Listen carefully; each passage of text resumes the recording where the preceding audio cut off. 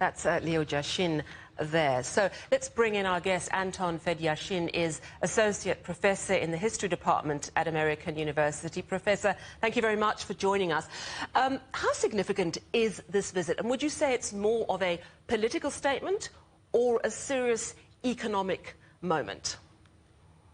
Sally, good to be with you. No, this is a very serious economic moment, but it's also part of a much broader historical trend. It is another plot point on a graph that is pointing towards de-Westernization. As an historian, for me, what's fascinating about the Sino-Russian relationship is that we are all witnessing through it the end of a period of history, global history, that has stretched for over 500 years. We're going into the post-Columbian period where the West is no longer the single reference point geopolitically and economically for the whole planet, but other actors are stepping up to articulate the rules of the global economic, political, military, and in a sense, even social game. And so what we're seeing in Beijing is part of that process, but it's only part of a larger trend.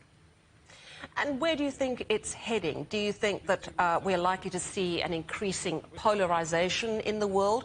Or do you think it's just a general opening up in terms of geopolitics? It seems to be a general opening up.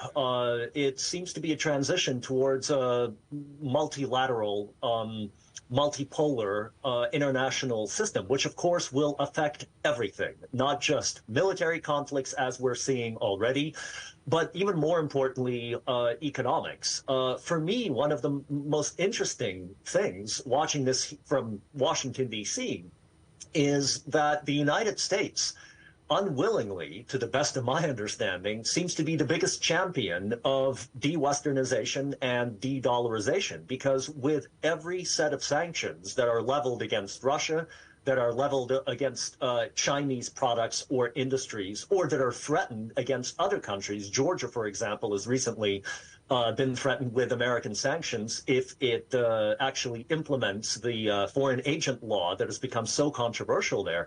With every step that the United States and its European partners take, they seem to be communicating to the rest of the world that Western financial systems and the dollar and the euro cannot be fully trusted. And what we're seeing the Chinese and the Russians doing now is creating alternative financial systems. This, by the way, will be much more impactful and much more important than the specifics of trade. Gas, oil, microchips, cars, all of that is part of the global economy. But the de-dollarization of the global economy is going to have profound effects on the United States, on the West, and on the rest of the world. Incidentally, Putin arrived in Beijing with an enormous delegation, and the Russian finance minister and the head of the central bank were with him. And so I think there are very serious conversations about trading in national currencies, which is already a trend that is developing across the planet. So we'll see how this turns out.